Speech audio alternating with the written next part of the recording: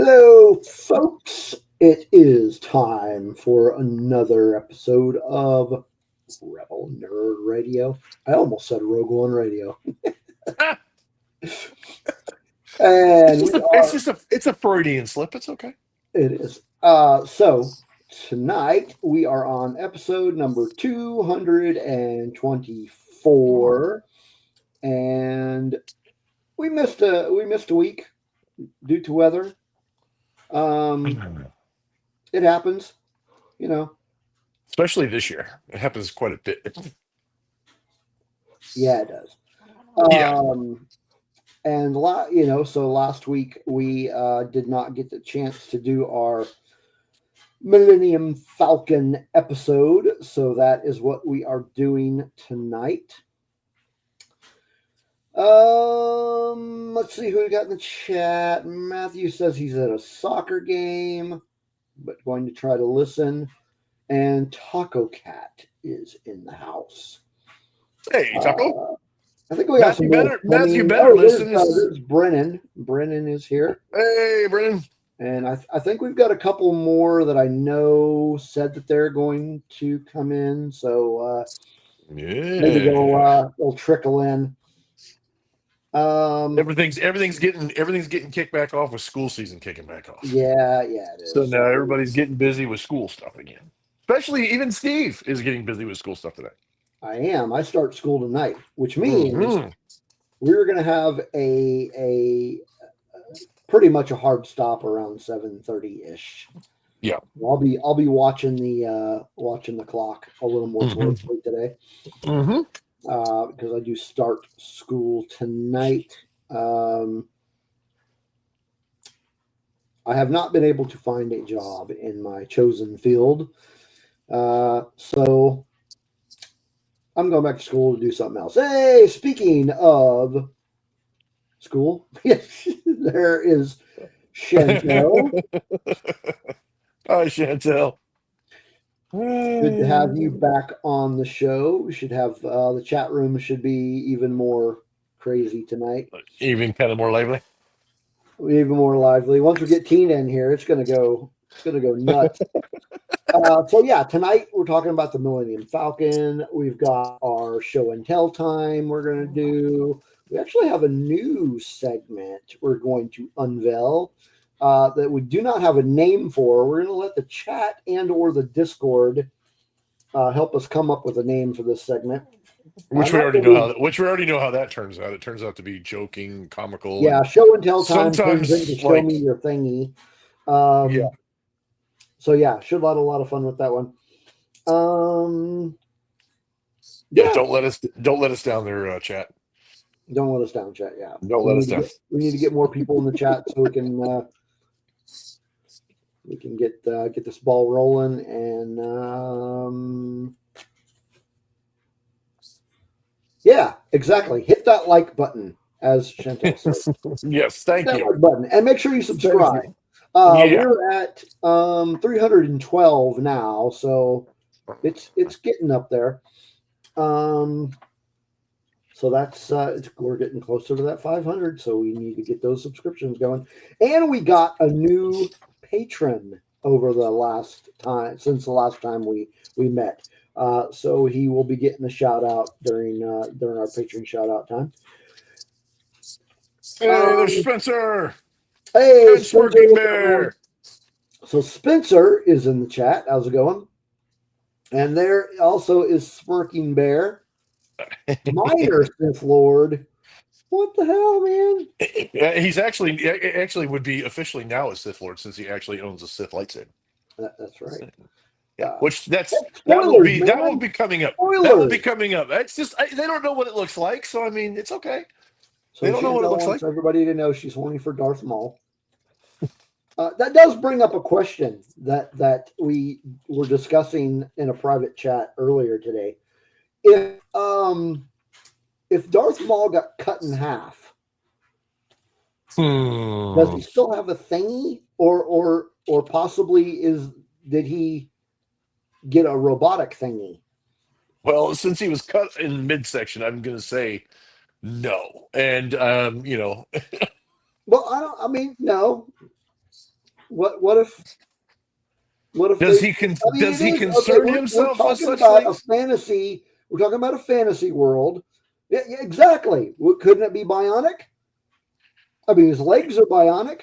It could, but does he concern himself with such things? I mean, not everybody can. I mean, oddly enough, not everybody concerns themselves with such things. I'm just saying. Well, that is also probably a colostomy bag, Smirking Bear. I don't know. I don't know. I'm assuming he does all that. Does what? Oh, the bionic thingy, does it vibrate? I don't know. We're still not even sure if he has a bionic thingy. God. How did we come to this conversation? That is a very good point, Chantel. He uses the Force to make the peer go away. That's right. So. Speaking of Darth Maul, we don't have it on the schedule per se, but here is a sneak peek into a future episode. We are going to be discussing the history of Mr. Darth Maul. That's cool because just stay tuned. If we do decide to do that, I got a very cool thing from a friend of mine when they went to a con this past weekend. I still don't have a Darth Maul Funko Pop. I need to get one. Yeah, I also don't have a Darth Maul Black Series figure. Maybe I need to get one of those. I've got a few of those. I've got some Sideshow Black Series. I don't have any Funkos. I don't think. No, I do have a Funko. I do actually have a Funko. That might end up on a Show Me Your Thingy episode. Chantel takes the blame. She says it's her fault. So yes, I am. Oh, and there's Tina. So now. Oh, there's Tina. Tina. Okay, we get these two together. Tina. You missed the conversation about Darth Maul's bionic thingy. Oh God. And there's Brian. Brian also missed the conversation about Darth Maul's bionic thingy. See, this is what happens when you people show up late to the chat. You miss like the initial holy crap. It tells us let's burn this to the ground. Wow. Now we only need LG to complete the trio. Yeah. yeah. She hasn't been on in a while, but they're pretty busy. Bionic. Tina says bionic thingies love you a long time. Yeah, Tina, and Chantel is concerned on whether or not they vibrate. So, God. Yeah. And we're concerned about the waste management of Darth Maul since he's mechanical. That's a nice way of saying how does he poop a pig. Not surprising. There was something weird going on with YouTube today. Hopefully, there are people watching on YouTube because, I don't know what happened, but. Hopefully we don't run into another problem with YouTube. Because I think we had. Why does that not surprise me? These are the questions that keep me up at night. Why does that? Yeah, like Steve said. Why is that not surprising? Hey, Joy is in the chat. There's Joy. Oh, Joy. My handle is automated Joy, not bionic thingies. Okay. So can somebody go to the YouTube and make sure that the we're transmitting. We're transmitting because I'm looking at it right now and we're transmitting on YouTube. Okay. We're on YouTube. So I don't know why it didn't send out notifications. I don't know what's going on with it. Maybe it was because I don't know. Maybe it has something to do with the fact that we had to reschedule. I don't know. It could be. It could be because we had to. It could be because we had to. We didn't last week, but we did this week. So I don't know. So, also, speaking of transmitting, I turned off our premium Twitter because I was just done paying for it. It's just pointless, and we were only getting like 5 people watching per episode. So, I turned that off. So we're not doing Twitter anymore. That being the case, the only reason The only reason I even had a Twitter account is because I kept my Twitter account was because of the show and because I was trying to, Well, hype up the show on Twitter. I, So I probably we'll will still be delete my Twitter. promoting it. We'll still be promoting the show, but we're going to be putting the links to YouTube on there. Okay. Okay. So you can still, if you go to the Rebel Nerd Radio Twitter, we will have links to the YouTube for, all three of you that might still be on Twitter. Anyway.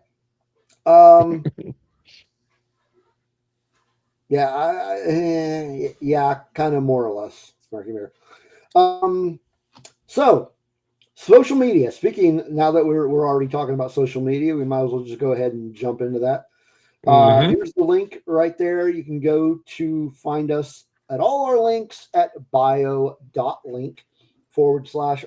Nerd Radio.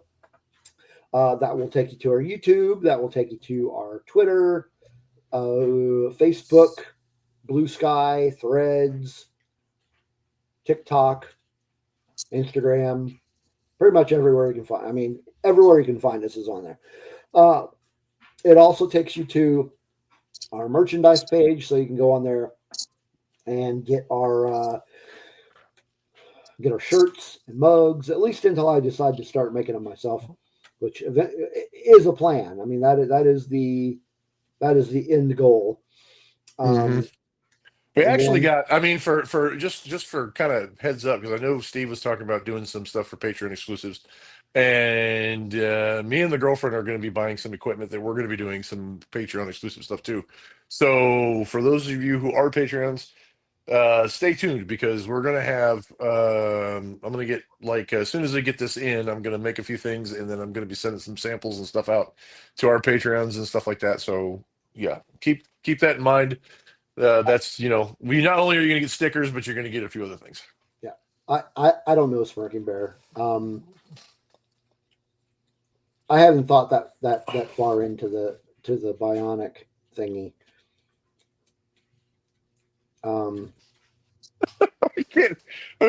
can't reasonably answer that question. I mean, and another thing, is it tattooed like the rest of his body? I don't know. Anyway, so bio.link/Rebel Nerd Radio. That also takes you to our Discord server. A lot of fun over there. We are nonstop chatting over there. And the chat's getting, I kind of figured this was going to happen.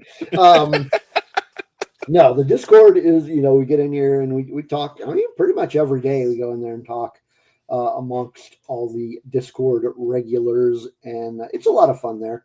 If you're not already on there, the poll should match the drapes. Oh boy. I don't think you can really call that. It's not the pole matching the drapes. It's like pole matching the flag or something like that. Something like that.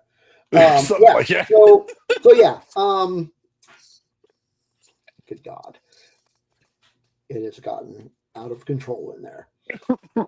See, what I like about the chat is that if the chat can say things and come up with ideas that we can't necessarily say here. Oh, we can say it. We can say it, but not to.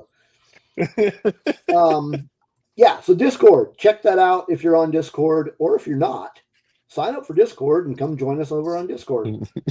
Oh, good Lord, Tina.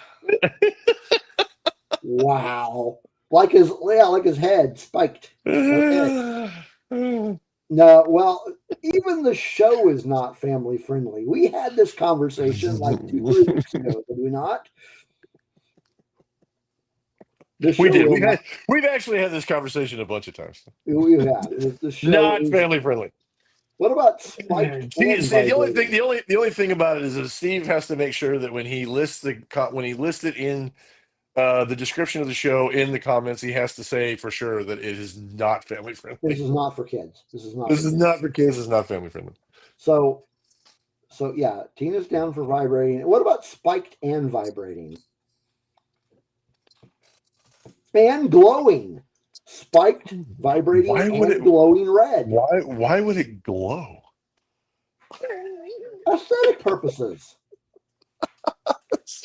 Come on, Just for man. entertainment. It's Just for gotta look entertainment. pretty. Look, my guts are lighting up. Oh, they're not. Oh, they're lighting up. Oh, they're not. Oh my God, they're lighting up. Oh, they're not. Right. Anyway, so Discord, I think I've beat that dead horse. Also, the bio link will take you to our Patreon. So you can before I get into the Patreon, make sure that you subscribe and smash that like button on your YouTube. But yes, Patreon. That takes you to where you can donate your hard-earned money to help us keep the lights on. See, Chantel says, "Spike vibrating, glowing me. Don't threaten me with a good time." Oh my gosh. Oh my God. Easier for me to find in the dark. Dark wind playing. Okay. Where was I at? Oh my God, squirrel! Cheers. Patreon, yeah. You can donate your hard-earned money. It's only $2 a month. Cheaper than a cup of coffee, cheaper than a lot of things. Certainly cheaper than a vibrating zucchini. And you can help us keep the lights on, and you get early access content like our Corellian Chronicles and our Bat Cave and a couple other things that we do from time to time. You got our exclusive content, which currently right now is our Cyberpunk RPG. But if you get on there, you can find our old Star Wars RPG campaign that went on for quite a long time. That was a lot of fun. You'll be able to find that on there. Yeah, you're right. I was squirreled by a robo thingy. I do have to say that this officially tops the coffee enema conversation. I don't know, man. That's oh no, this 100% beats the coffee enema conversation. Okay. 100%. How am I going to put this in the description? I'm not. Millennium Falcon and robo thingies. Yes. Oh, geez. That's a good question too, Brian. When Mother Talzin transformed Savage oppressed, did she make everything bigger? I'm going to go with yes. You'd like to think so. I mean, if you're going to get it, you might as well get the whole package. When I mean package, I mean package. Patreon, right.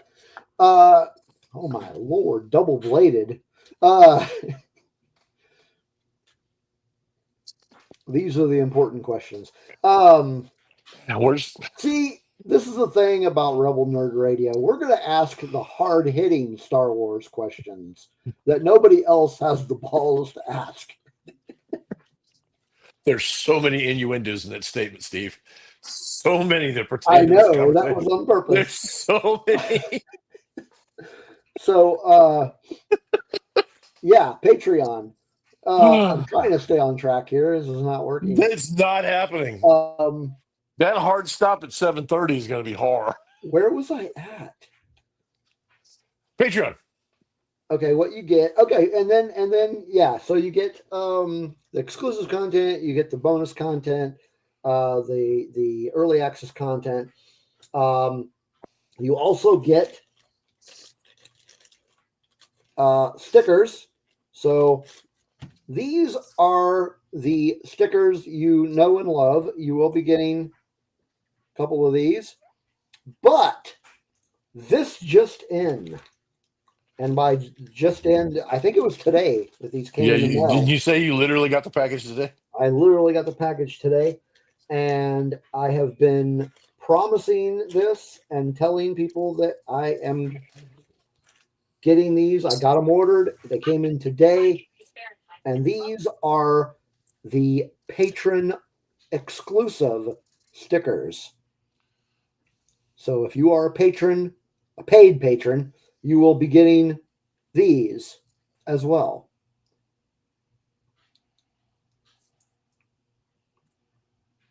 Dun, dun, dun. And so you'll be getting those. I'm going to start sending those out hopefully this weekend. Somebody might need to remind me. I've got another set of stickers that I want to put together, but I'm going to wait a while on those until I find employment again. Long story. I don't want to get into it. But yeah, once I get employed again, then I'm going to get these other stickers made that are also going to be patron only. But in addition to all that, if you are a patron, you will get your name called in our shout out, which we're going to do now. So those of you that are patrons, we would like to take this time to thank you for being our patrons. Thank you to Dave Brown, to Kelly and Chris Olson, to Justin Hensley, Charlie Kirby, Chantel is in the chat. Matthew is at a soccer game. Hopefully you'll be able to make it later. Steve Spawn. Hey, wait a minute. Where is Steve? I didn't see him in the chat. I haven't seen it. He's usually in here like all the time. Brennan was in the chat earlier. I think he might still be in here. Taco Cat, who is also in the chat. Brian, who is in the chat. And then our newest patron is Paul from Paul's Collectibles. So thank you all for being our patrons and helping us keep things running and basically paying our StreamYard bill, which not quite up to that, but getting there. But yeah, thank you for your patronage. We do appreciate the donations. Love it. And so tell your friends, get them all to jump on board and become our patrons.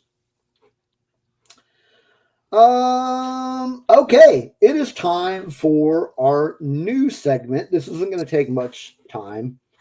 And this is the one that we don't have a name for yet. So get those thinking caps on. Padme, what? I must have missed a chat somewhere. Do you think Anakin did the dirty with Padme as a Force ghost? And I don't know. That's getting out there. Anyway,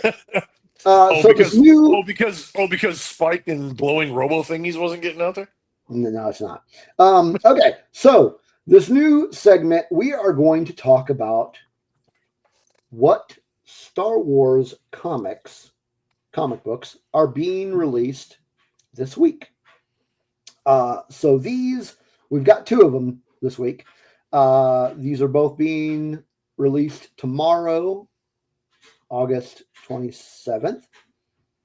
So the first one, I'm going to pull this one up, is Dr. Aphra, Chaos Agent number 3.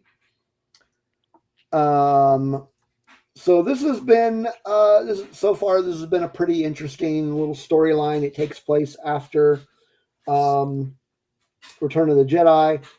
And yes, Spencer, comics are for nerds. Exactly.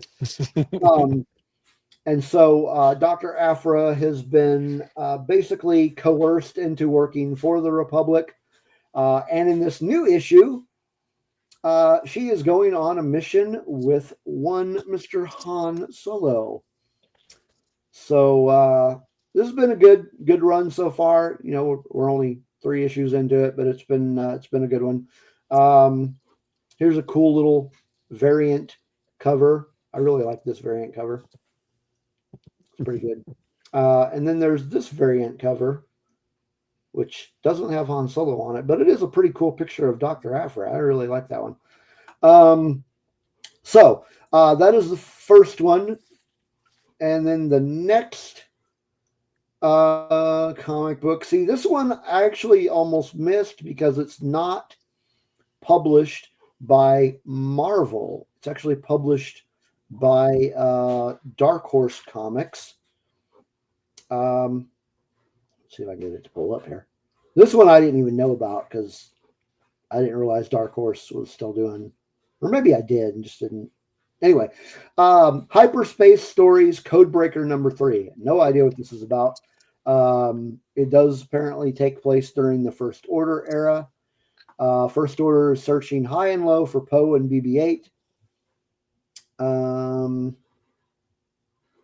Is that Unkar Plutt? Maybe, I don't know. No. I think that's the guy. I can't remember his name. It looks like the guy from Maz's Cantina, the big dude. Oh yeah. You're right. That's who I think that is. I can't Okay. remember his name.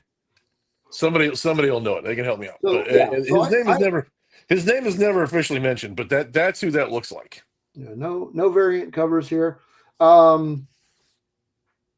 are only 3 into this one. I might pick up the first 2 and see what this story is about. But yeah, those are 2 comic books, Star Wars comic books that are coming out tomorrow, and we are going to Smirking Bear. We're going to be talking about what comic books come out every week.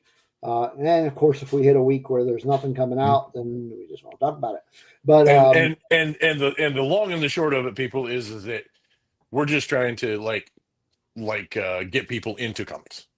Yes, just trying to get people to read some of the comics, because the comics, there's some really good comics out there and some really good storylines out there that have been in the comics, and a lot of it's still canon. So I mean, if you read it and they're just good short stories, and it's kind of something to fill the void of, if we don't have anything going on right away, you can read some comics, and it's good to support comics, because I mean that's essentially where a lot of the superheroes and a lot of that stuff comes from. So we're just trying to throw that stuff out there, because I know Steve, I'm not necessarily a big comic book person, but I know Steve is, and I know he does quite a few shows with Spencer and Blue and a few other people that they do stuff for comics, and like our Kryptonian Chronicles, we're going to be doing a lot of stuff that have to do with past and present comic book stories. So yeah.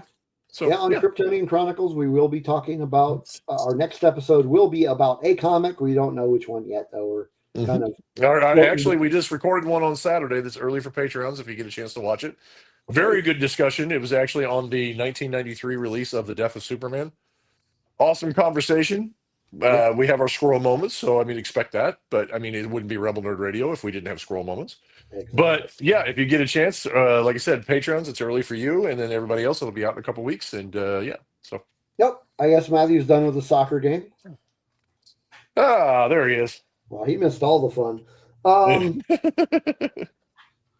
Okay, and now it is time for us to show our thingies. And no, they're not robotic, or not robotic things. These are not robotic, not weird, not Force Ghostish, none of that stuff. I think I know which one you're talking about, Spencer, but we'll see when you DM me about it. Okay, so you want to start? You want me to start? Go ahead. Okay. So I got a couple of things, things I want to show you. The first 2 I got at Rebel ScumCon. So strangely, this is a Black Series figure that I didn't already have. Shockingly enough. Yeah. Yeah. But this is the 40th anniversary edition of Boba Fett Black Series. And this is a, what is it? It's like a graphite carbon optic version. Mm-hmm. And if you can see the detail, it's very shiny, very cool color set. Mm-hmm. They apply. I have quite a few of these. I have that one, and I have quite a few others. And what they do is they actually add a paint scheme to them that makes them very metallic, and everything on it looks like it's very metallic. Yeah, it is very metallic, and it's awesome. Yeah. And to go along with that, I got this print. I don't remember what vendor we got it at. I can tell you, because I've got the other 2, and I can tell you where that came from. Okay. Yeah. So there's the first set of what I want to show. Go ahead, and while I Okay. get the So other one ready. the one that the Boba Fett that Steve has is actually a set of 3 that I got because I bought 2 and they told me I could have a third one, or the vendor told me that I bought 2 so I could have a third one for free. So I told Steve, I said, I'll just get this Boba Fett one for you because he didn't have any others that I don't either already have or wanted really bad. So the ones that I actually got, and this is from an artist called, you can actually find this guy online if you like these prints.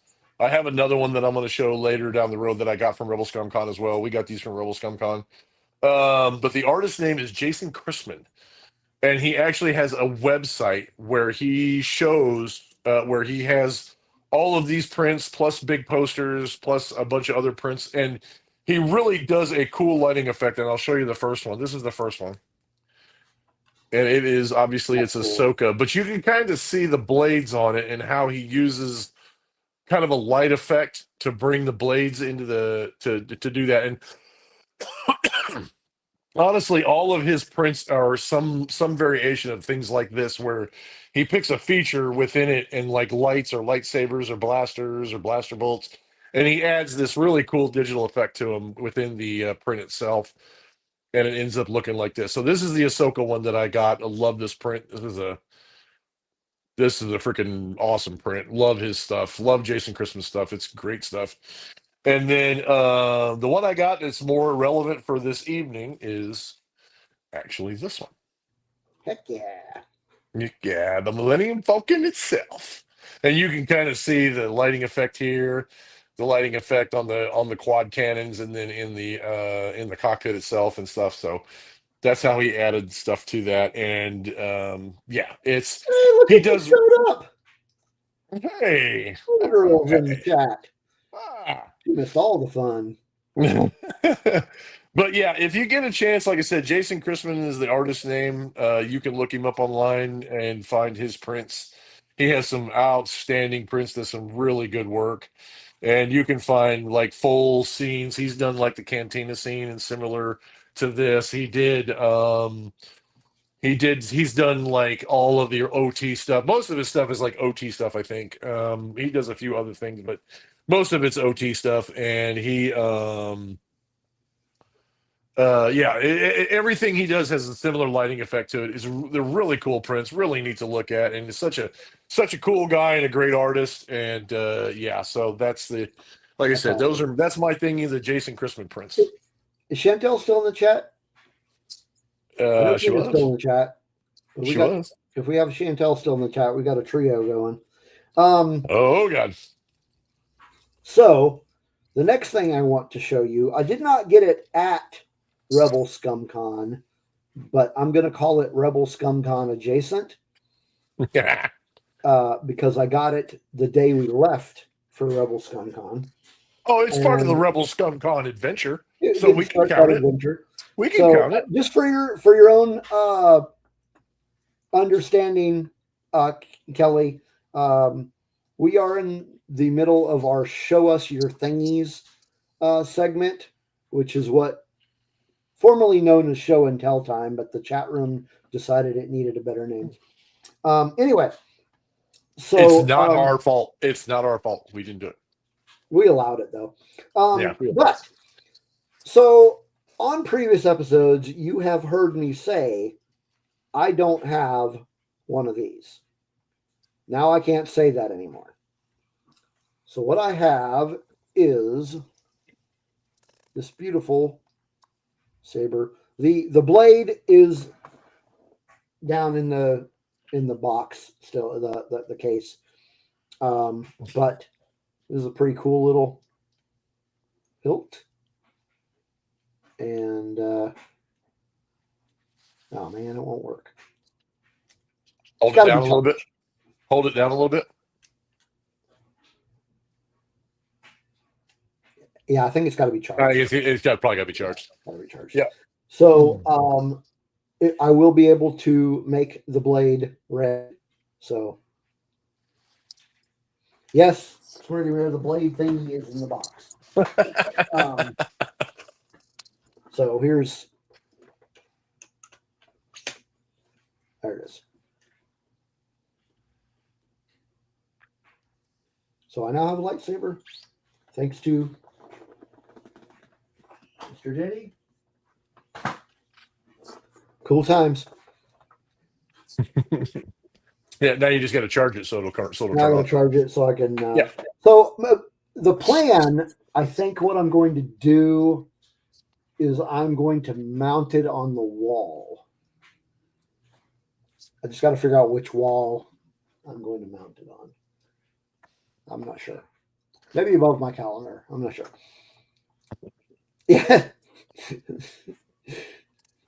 Spencer was telling Kelly that we were talking about vibrating, spiky, and glowy things, and she missed out. Yeah, rewind the chat. Yeah. Rewind the I love chat. vibrating, spiky. We were essentially Kelly. We were talking about Darth Maul. You know, he got split in half, but you know, did he have a bionic thingy afterwards? So that's what sparked all that. Rehashing old conversations. So, as I said earlier, we on Rebel Nerd Radio ask the hard hitting Star Wars questions that nobody else will. So there you have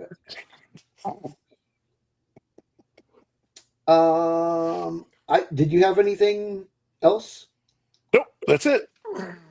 That's it for now. I mean, there's more to come. Obviously, I still have more stuff that I got from Rebel ScumCon that I'm going to show. So, but I wanted to show those because they were more appropriate. I mean, I have like. Did you just say appropriate? Huh? Did you just say appropriate? Well, show appropriate for our discussion tonight from Millennium Falcon stuff. Okay, I get. Yeah. I get you. I mean, I have like other like statues, and I have like the hard. Yeah, see exactly. You get the pun. You get the pun, Joy. Yeah, I'm glad somebody got the pun. Yeah. I mean, if you look up here, if you look right up here, you can kind of see that I have like different versions of the Jazzwares mini squadron figures, like the Millennium Falcon. There's one up there, and I have another one in there. I actually have two of them because they released an initial one, and then they released one that was a Return of the Jedi 40th anniversary edition. So that's that one up there. That's actually the 40th edition version that has Lando and all the people from Return of the Jedi in it, plus the broken antenna and some damage, or the broken dish and damage and all kinds of good stuff in it. So that's what that one is up there, that right there. So I agree there. I agree, Bear. I completely agree. Appropriate is a very loose term on this show. And I also have like I have an old Power of the Force version of it that was made from the original mold. I also have the Target exclusive one that they did for Smuggler's Run that has either you can change it to the old or you can do the new. I can show that later. I mean, not today, but I can show that on another show if people would like to see it. It's pretty cool. But I mean, it's huge. I mean, I would have to hold it. It's massive. It's a pretty big. It's a huge thingy. I'm just saying. I got a huge thingy. Some of my things are huge, really small. Some of them are huge. I mean, it's just. I mean, I got a collection of them. I got a collection of them. So a huge thingy. A huge thingy. That's what she said. It's disturbing.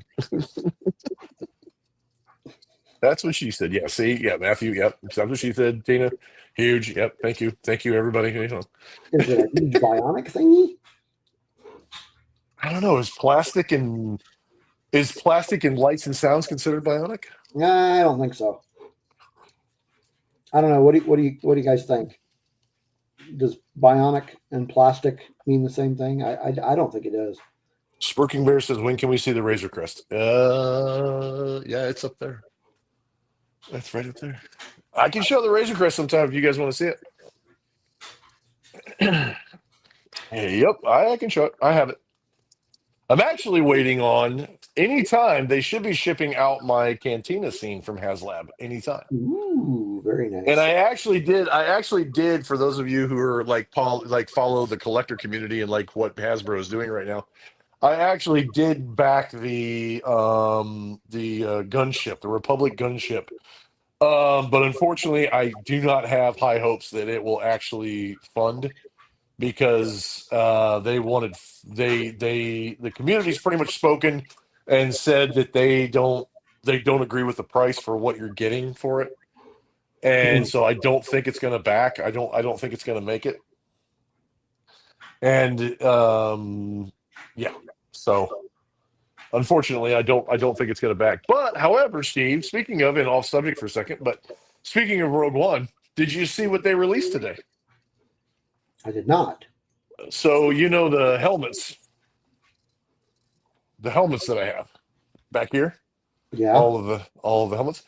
Today they released the Shore Trooper helmet from Rogue One. Nice. Yeah. Very cool. So yeah, the Black Series is releasing the Shore Trooper helmet from Rogue One. So yeah, I pre-ordered it. I'm going to be picking that up. Had to, had to, had to do it.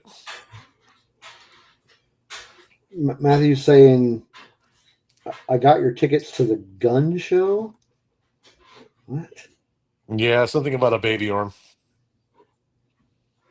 Oh, okay.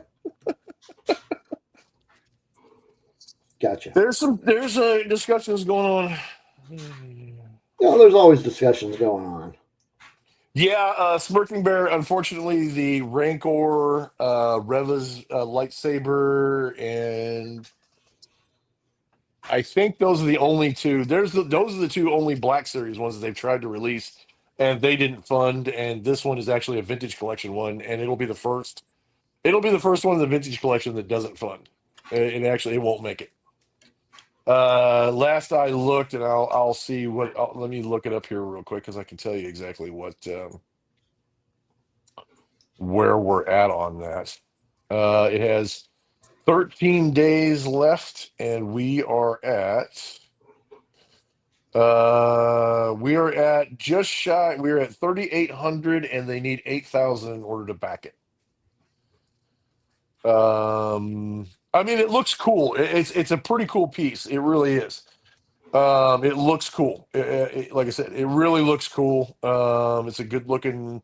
You get a lot of things for it. You get different door art, and you get a couple pilots. You get a stand. You get There's quite a bit of stuff for it. It just I think a lot of people are more disillusioned by the price than anything, and I think, unfortunately, because of that, I don't think it's going to make it. They'll need to get Like I said, they'll need to get twice as many backers as what they already have, and they need to do it in the next 13 days, and I just don't see it happening. So I think this is going to be the first of the vintage collection that's not going to back. So, but I mean, like over here, I've got some in the Jazzwares collection. There's a bunch of different variants over here in the Jazzwares collection that I have. I was looking for a older version of the older vintage version of it, but it was a Target exclusive. They don't sell it anymore, and a lot of people on eBay are selling it for like $700-800, and I'm not paying that for it. So uh, it is what it is. All right. Well, now that all that is out of the way, it is time to talk about not the Dark Falcon. Wow, that's an interesting. Although that was kind of a good one. Yeah, Dark Falcon. Dark Falcon. We're going to talk about the Dark Falcon tonight. No, we are going to talk about the Millennium Falcon. Hmm. So we have got some stuff about the history. We're going to be talking some technical stuff, Hmm. and we've got some images to show you Aha. from one of JD's trips. Hmm. We So actually got a chance. The cool part is I always thought that I would go to Florida and be able to go to Galaxy's Edge would be my first experience in Galaxy's Edge. And for context, my first experience of the Galaxy's Edge was actually at Disneyland in California. And obviously, being the biggest Star Wars nerd, I took as many pictures as I possibly could. I sent Steve a bunch, and honestly, the ones that I sent Steve are just a sample of what I actually took. I I think took I took pictures pretty much 360 degrees, front and back of the whole thing, and in detail. So yeah, um, I sent Steve the popular ones. there are quite a few, but I don't know for sure if all of the ones you sent me uploaded because I'm not. I feel like you sent me more. But here is the That's what that is that's actually an interior shot when you go into the Smuggler's Run ride. So you actually get to walk through that. So it kind of feels like you're walking through the corridors of the Millennium Falcon. yeah. Yeah. And yeah, that's kind of when you walk through the front. Now, I don't know. Now, you guys put in the chat if you've been to Galaxy's Edge and you've seen this. Let me know in the chat. I mean, I'm sure you guys got pictures too. You can throw them up in the Discord later to show everybody. And if you guys would like to see more detailed pictures, I can always throw them up in the Discord as well. But when you walk through the tunnel, like right in front of it, and you walk in to see this thing, it's overwhelming. I mean, to be honest, because it's for the most part, it's a full size version of the ship. And to see Crazy. it in person and to see a full size version of it is freaking crazy. And to stand next to it and to stand underneath it and to see it just sitting there. I've It's never been, but I'm looking forward to when I get a chance. yeah. I didn't think I'd actually get to go, and I went, and then when I No. actually went to Oh, Comic, you know when I what? went to, Two of these pictures are the same thing. That's are they? yeah. Hang on. Yeah, I don't Okay. know. I thought I sent you extra ones. I might have sent you a ton by accident. So here's a Yeah. Yep. So little. there's, I mean, that's kind of a scale because you can see the person there and then you can see the cockpit. So that kind of gives you a scale of what everything looks like. That's pretty cool. Yeah. So, yep. And there's a kind of the ramp. And yeah, that's the back of it Oh from wait, Galaxy's the ramp. Edge. There we go. Yep. There's the ramp there. And then there's the back engines. They have them lit up. It's not really acting like it's taking off. So it's kind of sitting in standby mode. But you can see but you can see the engines are always constantly on. And then so context to some of these pictures from the back, this is when you're actually going up the ramp to go into Smuggler's Run to go to the ride. You actually walk almost completely around the Falcon as you're getting ready for the ride. So this is actually a picture looking from the rear quarter, looking towards the front. Okay, I found one that um for whatever reason did not upload, so I'm trying to upload it now. Okay. Stand by. Stand by, And folks. if I need to, I can try to send it to you again. 338. Okay, where is it at? There we go. Okay. It's uploading now. Okay. Uh, Okay. But yeah, there we go. Okay, there that we go. one. Yeah. So okay, so obviously this is me and my girlfriend when we took a trip to California. This is me and my girlfriend standing in front of the Falcon. Somebody was kind enough to take a picture, and I'll tell you right now, everybody, I'm 6'5". I think some people have seen some pictures of me standing in next to other people, and I'm 6'5", and this is me standing just in front of it, just a little ways in front of it. So to kind of give you a little bit of scale, how big this thing actually is, it's pretty cool, pretty cool. So these other pictures that you sent, The ones, oh yeah. I was going to show those a little bit after a bit, but okay. So for this one, I thought was funny because this kind of shows you if you folks have not seen these photos yet, this is actually the intended use of the Falcon or the YT-3000 Corellian freighter. And for those of you who don't know, that's what the actual model number is the YT-3000 Corellian freighter built on Corellia. And also, if you haven't seen the movie Solo, or if you weren't paying attention, you didn't quite see it, Han Solo's dad actually worked on these things. And I thought this picture right here was actually kind of funny because that's essentially that's what they were designed for. They were designed to tie on to to cargo containers from the front using the mandible notch, and then they push from the rear and they take cargo back and forth. This is the original design. This is what they were actually designed for. Was these starships were designed for that, and this is how they would be used. Did the third picture upload? Yep. Yep, there it is.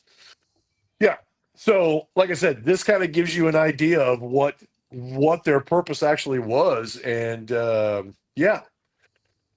And you can see from these photos, you can kind of see that when we see one that Han Solo took and modified with guns and armor and other things, uh, you can essentially tell that what it was intentionally used for and what he used it for.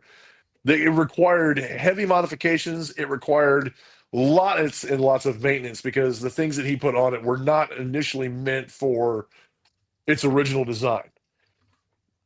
Oh, right. So Yeah. I mean, as you yeah, all well know, the Millennium Falcon is heavily modified. heavily modified. Yeah, heavily modified. And I mean, honestly, I mean, I know we might be repeating a lot of information, so I hope a little bit of what we're going to tell you about it or what we're going to talk about is kind of a little bit of new information. But honestly, if you don't know this ship and what it is, its classification is a light freighter. I honestly, I don't know what you're doing here, but that's just me. It's meant to be. Yeah, it's a freighter. Mhm.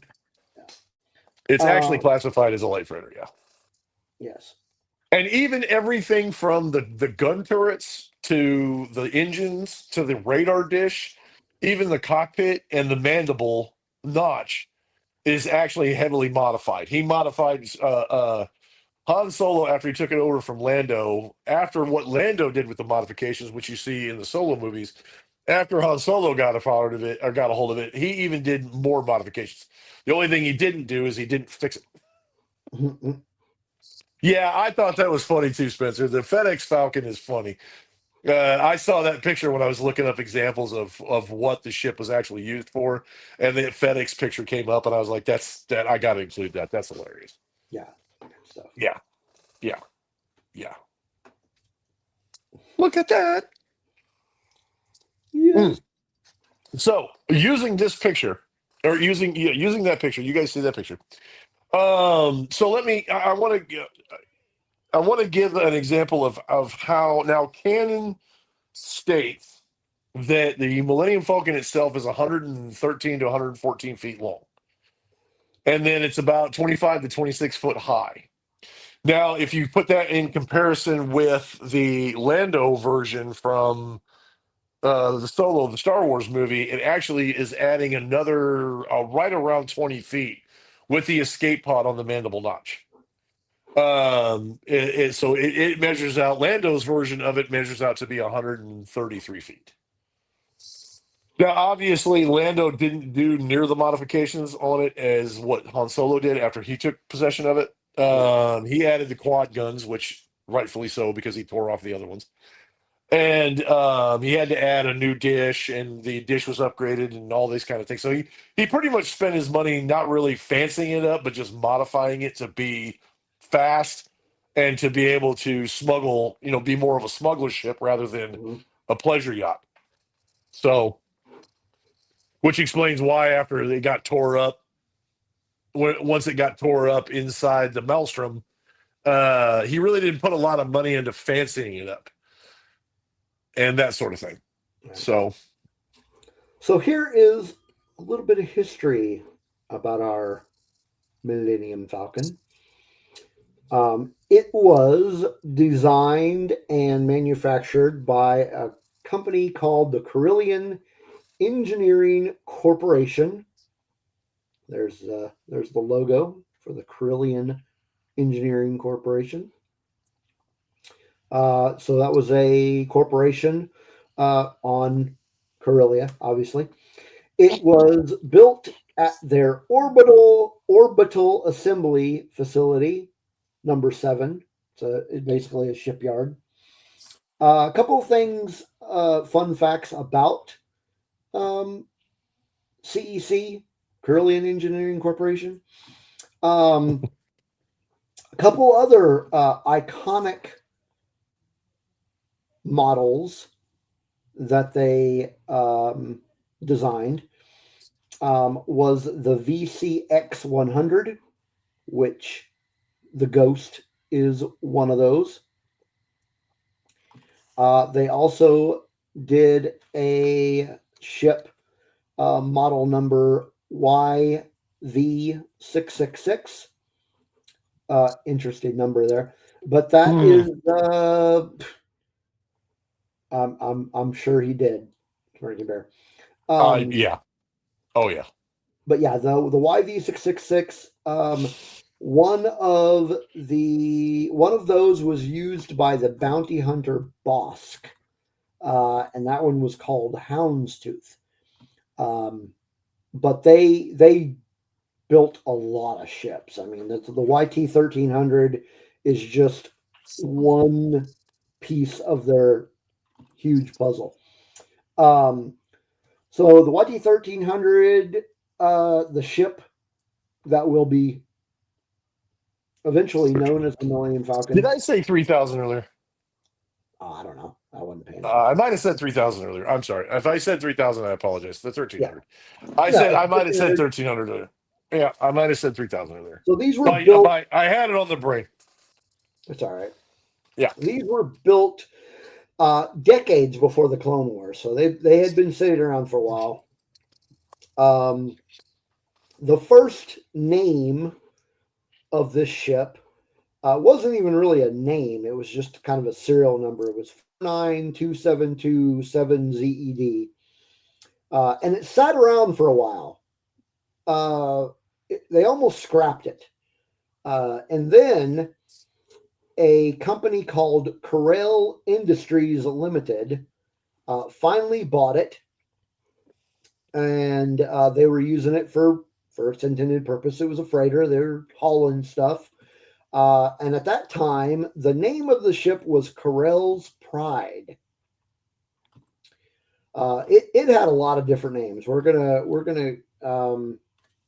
I'm gonna go through some of the names here in a bit, but after being the Corel's Pride for a while, it ended up getting bought at some point in time by the Republic during the Clone Wars. And it was called the Stellar Envoy.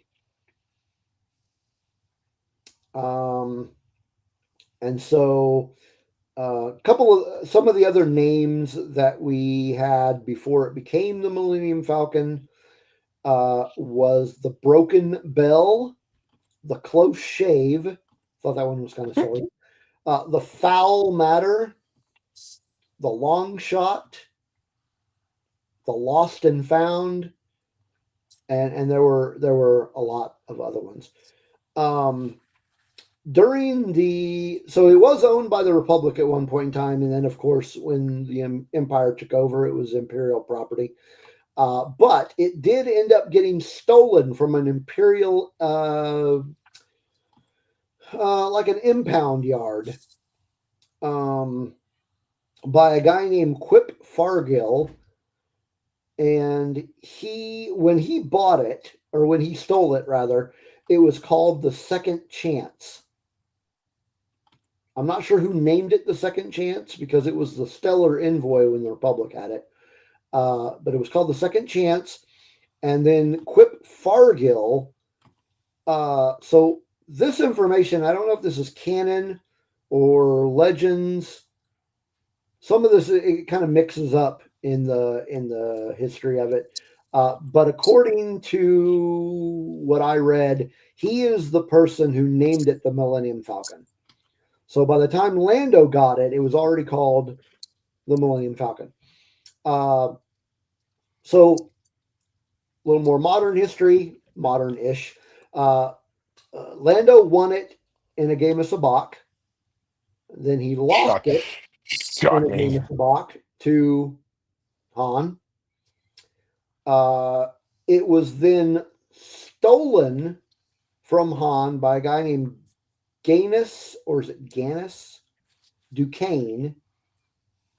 It was then stolen from Duquesne by the Irving boys, and then eventually sold on Jakku to Unkar Plutt, and then stolen again by Ray and Finn.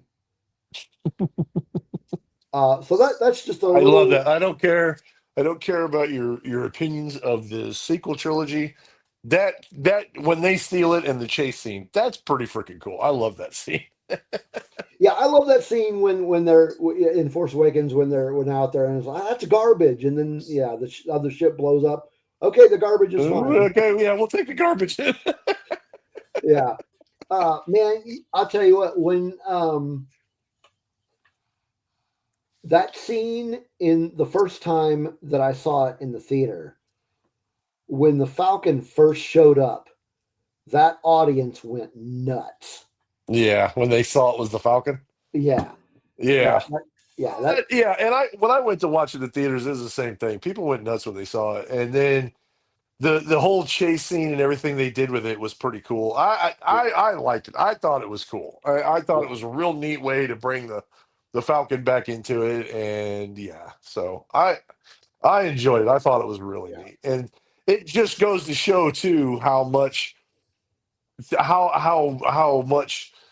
that Han. I mean, because you go from her trying to fly it and figure out how to fly it to not knowing hardly crap about it and struggling with being able to fly it because she's by herself right, to when Chewie and Lando get in, or when Han and Lando, or Han, God dang it, when Han steps into it, he already knows how to do everything, yeah, and and he's got it pretty much figured out, except for like some of the attachments that like Ungar Plot and all them put on it. right, And he knows, I mean, he flies it like he hates it, but he knows exactly what it needs to do. And like when they come out of hyperdrive on the planet's like right on the surface of the planet, and he almost runs into a cliff, you know he knows how to fly that thing and make it work. And it's like, and then of course he crashes in the snow, but I mean it is what it well, is. you know, yeah, Yeah. But I like I said, I like the scenes they used with the Falcon in that. I thought it was pretty yeah. cool. I really enjoyed it. And it got to take place in the final battle on Exegol. On Exegol. The battle on in the Last Jedi too. On Blow that ship out of the sky. yeah, exactly. When they go in and you see that thing pierce through three TIE fighters, and then she's gunning down them, and they're running and they're going through the ice caverns, and that part was cool because they knew that ship. Everybody hated that ship. Everybody knew what it was, and it's just. Yeah, I thought, and like it's like you said, the best part of it in this, as far as the sequel trilogy is concerned, the best part of it was the fact when Poe says, somebody's got to rescue Finn and the girl off the Star Destroyer, the deck, and Poe says, I'm fast, I can get, he says, I can get there, you have to have a fast ship, and he's like, I'm fast, and Lando screams across it, I'm not faster than this ship, and he just goes, I mean, just hauling butt by him. Yeah, He's like, yeah, I'm like, hell yeah. yeah. That As far was. as, and that's the context of the sequel trilogy. I mean, we're just talking about those parts of it because, obviously, I mean, yeah. I obviously the mean, CGI, the first time obviously we when see it, they, of course, is in the Solo movie. Um, yeah, well, for timeline purposes, but when it comes to the OT, yeah, yeah, yeah. Timeline person. Yeah, chronologically Mhm. speaking, the first time we see it is in the Solo movie. Um, but yeah, when we see it in A New Hope for the first time, and it's like, man, what was it that Luke said? He just like, what a piece of junk. What a piece of junk. It'll Yeah, make .5 past light speed. It may not look like much, but it got it where it counts, kid. yeah, that's right. Roberto's hyperspace skipping was cool in the Rise of Skywalker with Poe from his spice running days. Yeah, yeah. Yeah, that was pretty cool. I liked it. And then at one point it got really modified. Yeah, and somewhere got sponsored. All the modifications got sponsored by Winnebago. I don't know what the deal Exactly. is. Yeah. Uh, That was And fun. then in an alternate universe, of course, it turns into this. It turns into the Black Millennium Falcon. The Dark Falcon. Dark The Falcon Dark is great. Falcon. The Dark Dark Falcon is Falcon. great. All that, because somebody looked at a hamburger and said, man, this would make a really cool spaceship. That's exactly how they figured it out.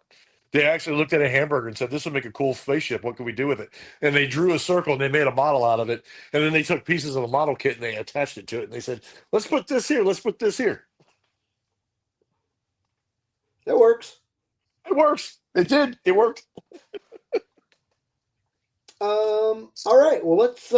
You have some information regarding the technical side of. Well, and you know, I shared quite a few things. A lot of people, as far as like the technical specs and everything, a lot of people know about it. One fun fact is, and I had a few facts that I pulled up here, and I wanted to kind of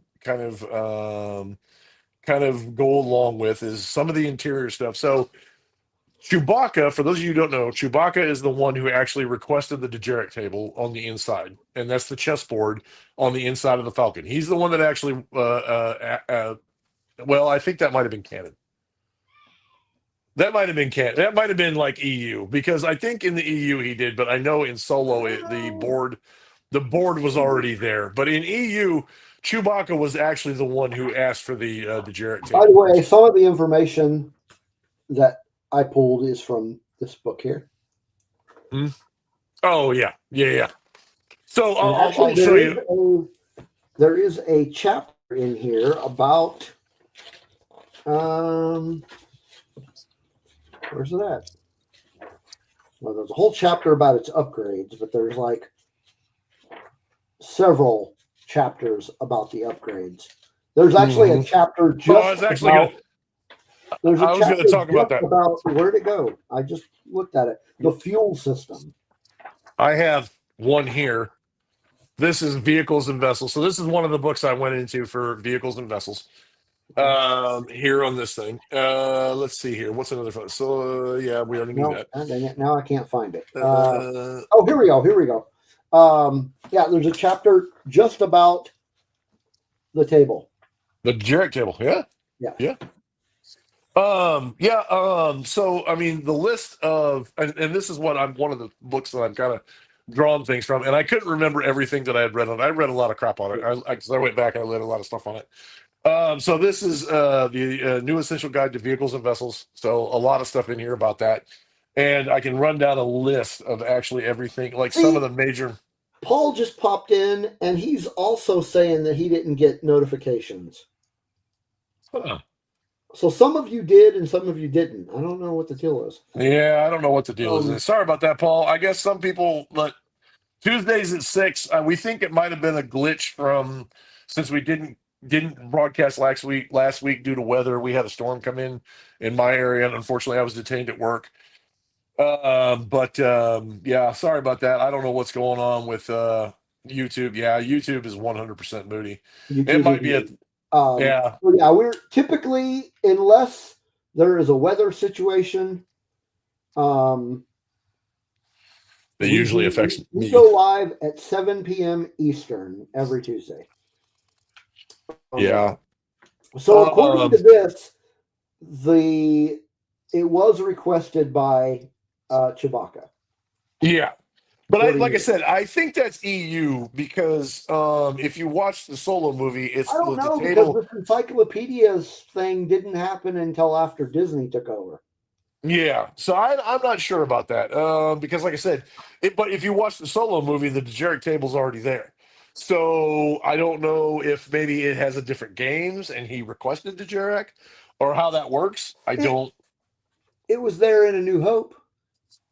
Well, yeah, but Solo happens before New Hope, right? Canonically, through the timeline, and it actually happens before that. So, if it was already there when Solo happened, and they hadn't taken over the ship yet, and the table was already there, so like I said, I think it may be an EU thing. I'm not sure. Hmm. Everything. Let's see. Some of the notable upgrades. Obviously, the quad laser cannons. One of the things that was added into the mandible notch that was an upgrade was the concussion missiles. They did add armor plating to it, which is probably why it looks like it's Frankenstein, because a lot of that was armor plating that was added in later. The deflector shield generators was upgraded. The sensory dish was actually upgraded for Han because he wanted to be able to detect ships before they could detect him. So he actually upgraded the deflector dish to make sure that he could deflect Imperial ships and other ships before they detected him. Obviously, the drive units were upgraded in order for speed, not hauling power. And the smuggler's compartments were added in so that way he could actually put cargo inside and bury it underneath where they couldn't find it and smuggle materials and different things. So that's kind of some of the information that came out of what happened. That's kind of some of the information that came out of the vessel ones. And I wanted to show, I'll put this aside for a second. I wanted to show this. I actually got my copy of The Art of Solo, a Star Wars movie. This is a book that I bought, and obviously the Lando's version of the Millennium Falcon's front and center. But I had to show this because if anybody out there knows about like hot rods with flames painted on them or anything like that, um,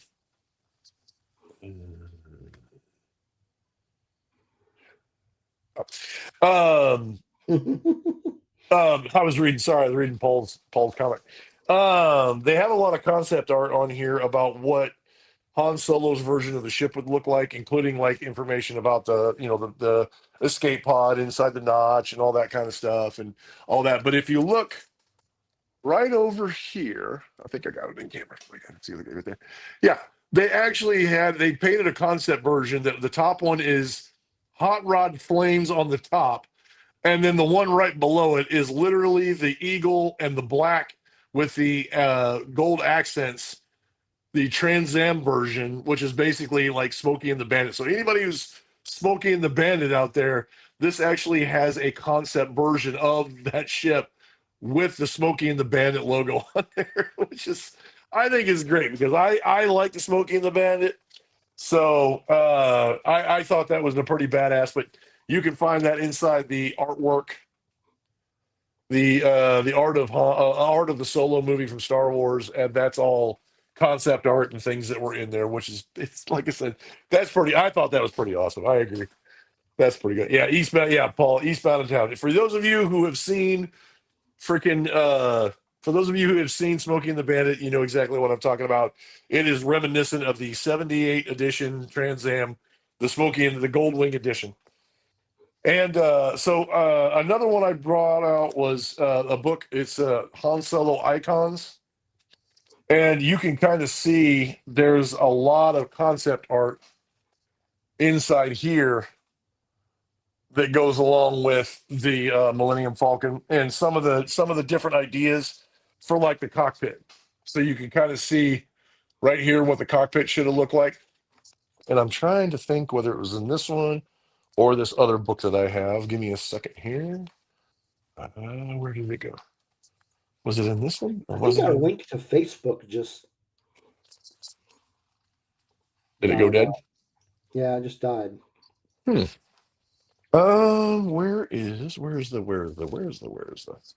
oh, there it is. Okay. So here's something you guys will find funny. Here's something that's kind of cool. This is I can't remember the guy's name. Hang on a second. This is a picture of what the Millennium Falcon some of the initial model designs and some of the initial concept art of what the Millennium Falcon was going to look like was right here. And you can even see down here is kind of a Ralph McQuarrie-ish looking kind of drawing of what it would look like. It's very reminiscent of the blockade rudder. Is kind of what it looks like. Yeah. And then this is kind of cool because this is in the Icons Han Solo book. And it has like hidden away panels. But if you pull back the hidden away panel, you can actually see the concept art that Ralph McQuarrie drew for the Millennium Falcon inside Docking Bay 94. So you can see how they went from from that design to the one that we know and love. Which, honestly, thank God.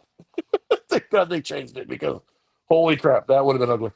But yeah, so like I said, that kind of stuff you can find in the Icons Han Solo book. And then I also have, yes, I have another one. That same ship. This is the other book I wanted to show. This thing is huge, by the way. This is Star Wars Blueprints, the blueprints.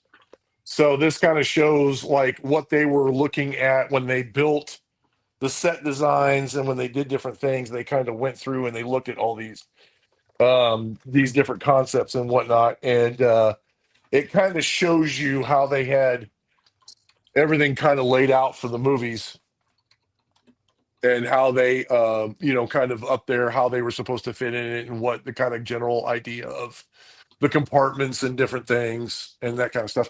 And then in this particular book, if I can find it, where'd it go? Where'd it go? Okay. Okay, here it is. So yeah, here's more of the kind of some of the mock-ups. And you can kind of see over here, they had kind of a base design of it, and then they made a model of it right here.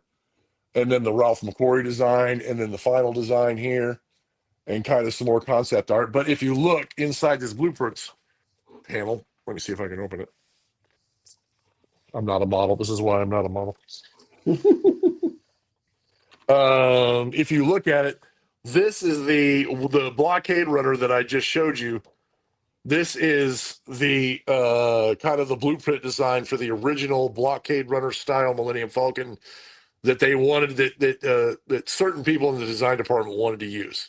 And like I said, it's okay, but I'm glad they went with the hamburger design, because holy crap, that would have been ugly.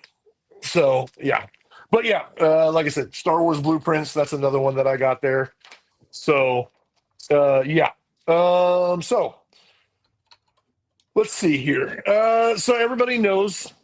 I mean, obviously, you've heard like the different stories of it, and it's like, it made the Kessel Run, which we found out in Solo what the Kessel Run was. Yeah. And so there's a little bit of debate on that. Obviously, Chewbacca and Han Solo kind of have a conversation about it. And he says he made the Kessel Run in 12 parsecs. And Chewbacca kind of argues with him. And then you hear Han Solo say, not if you round down. So there's a little bit of a debate there. But he also said that the ship was modified to make 0.5 past light speed, which for most ships in the Star Wars universe, going past speed of light was actually not very common. So the fact that it could do 0.5 past light speed was pretty impressive for the ship. Let's see here. There was one that I was going to, for those of you who don't know, if you've never seen this before, and for those of you who might be Star Trek fans, a Star Trek version of the Millennium Falcon is actually in Star Trek First Contact in the opening scene when they fight the Borg cube right outside of Earth space. There is a very short snippet, and maybe I can find it, and I'll send it to you, Steve. But let's see here. Millennium Falcon.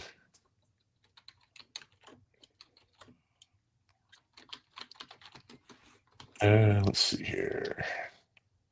Oh, there it is. Yep, Steve, I'm gonna save this and send it to you. It's kind of an ode. It's kind of an ode to it. It's kind of one of those things, if you blink and miss it kind of things. Yeah. So I'll send this to you, Steve. And but yeah, you blink, you'll miss it kind of thing. But I think ILM put it in there as kind of a nod to Star Wars. So yeah, I'll send you that picture and then you can throw it up there. Oh, okay. Interesting. Yeah. Now they obviously they said, they don't know if Chewbacca and Han were at the pilot seat, which obviously they probably weren't. So I mean, it's whatever. But I'd like to think that in a cool little crossover kind of way, looked like the Falcon, so it probably was not. Well, yeah, but you get the idea. It's kind of a nod to it, which is kind of cool. Yeah. I think it's kind of neat that they added those little things in it. But for those of you who know and have seen the shows before, Like R2D2 and C3PO end up in um, Indiana Jones and the Raiders of the Lost Ark. Hmm. Um, you know, um, if you watch, like we were talking about Rise of Skywalker earlier, a lot of John Williams' other movies are actually props in the bar scene when they go to have C3PO's mind wiped, and so he can read Sith. And you can see Harry Potter, you can see Jaws, you can see Indiana Jones, you can see all kinds of stuff from John Williams' past. So they put in little snippets, little things every time. So I'm sure ILM added that in there Yeah. just to kind of do a little something special for a crossover kind of thing, which is pretty awesome. Let's see, what was the other one? There was a couple other little cool little facts here that I wanted to share.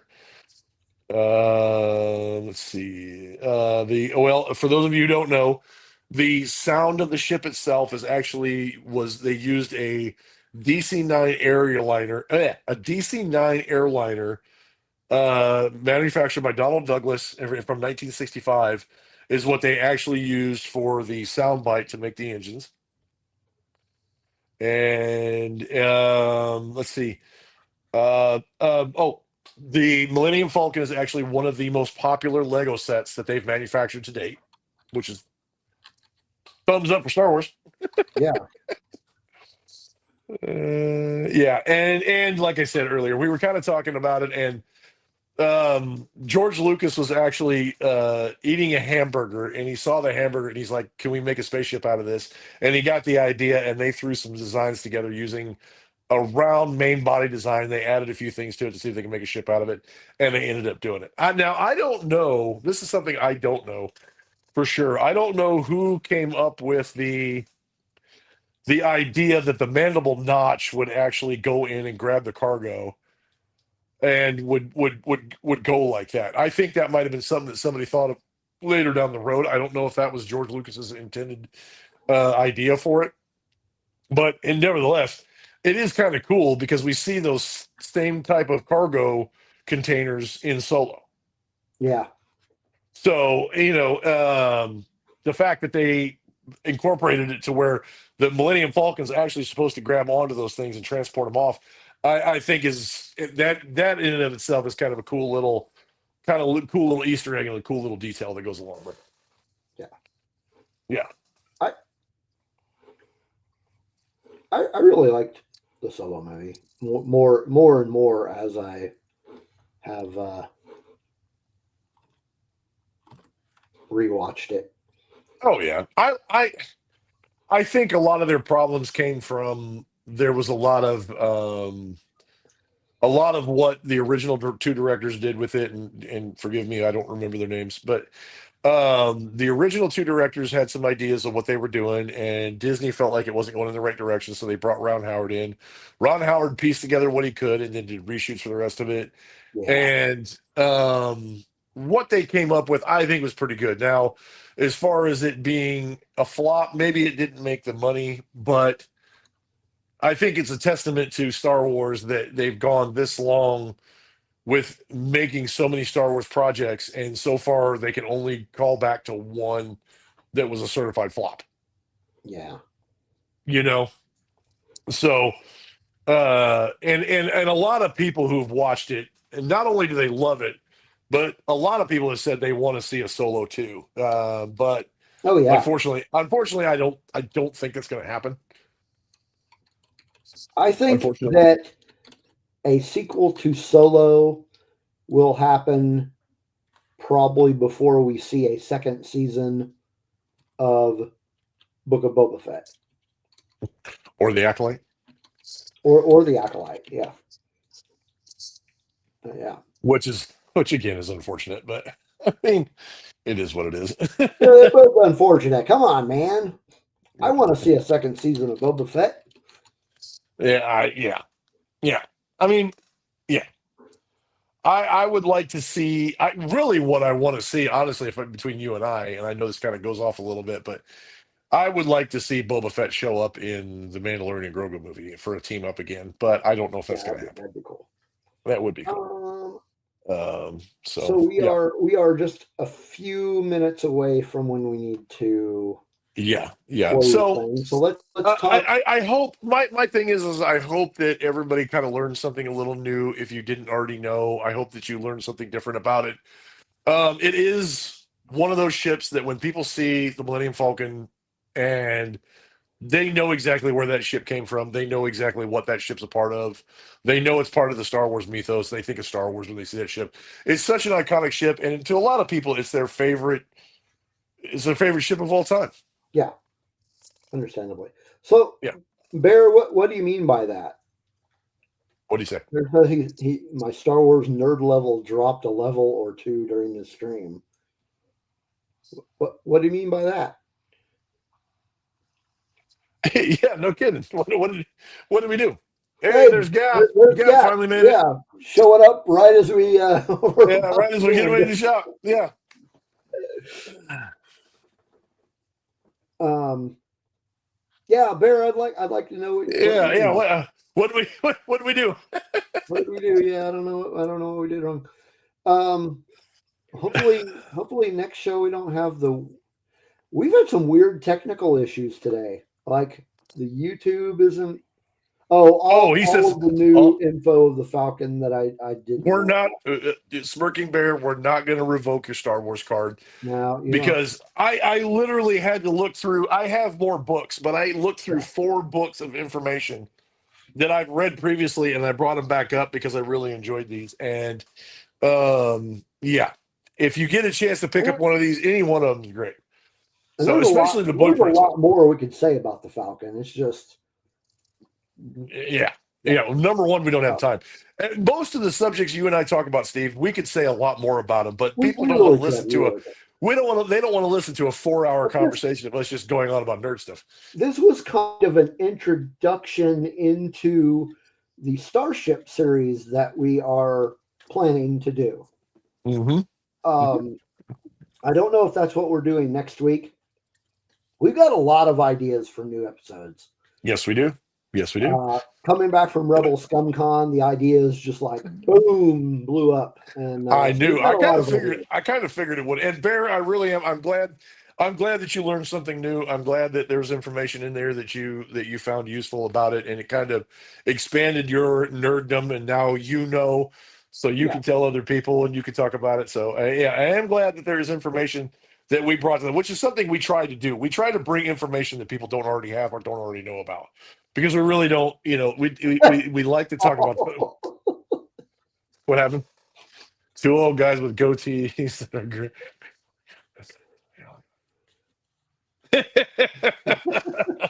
oh god. And since you missed it earlier, Paul, we did want to thank you for being our newest patron. Yes, thank you, sir. Thank you, sir. But yeah, so the Starship episodes we've got, we're going to do ships of the Empire. We're going to do ships of the Rebellion. We are going to do a Which specific, like an offshoot of the Imperial ships, because we're going to do a specific episode for TIE fighters. Because there are so many different types of TIE fighters that we need to have one episode for it. We got our Rebellion, ships of the Rebellion. We're going to do ships which of, I'm sure ships of the Rebellion and the Millennium Falcon will come up again. So right. I'll try to find some more new information that might interest you when it comes to the Millennium And Falcon. then We'll talk about even more stuff. ships of the Scum and Villainy. So yeah, we've got plans for our Starships episodes. And we've got other ideas that we're going to be bringing. So before we bolt out of here, because I got to go to class. Uh-huh. He has to go to class. school. He's got his lunchbox packed. I don't have a lunchbox. He's got a lunchbox. No, but Squirrel, take a drink. I forgot what I was going to say. Oh yeah. If you folks that were in here earlier when we did our comic book segment, our new comic book segment, help us come up with a name for that segment. I did forget to mention one other thing, Stu or Steve. Yeah. I'm actually the carpet that I'm sitting on is a huge Millennium Falcon carpet. I'm actually that's where my this whole display stand is sitting on is a huge Millennium Falcon carpet. So Nice. yeah. We'll come up with a name for our comic book segment, and then next week, well, between now and then, we will figure out what our next episode will be. And hopefully we won't get interrupted by weather again. Hopefully not. So Hopefully not. we will see you next week. And so you have a great week and enjoy your Star Wars Week comics up. We'll keep workshopping that. Anyway, we'll see you next week. Or we will see you in the Discord if you are on there in our Discord server. We can talk about it there. So take care, and may the Force be with you.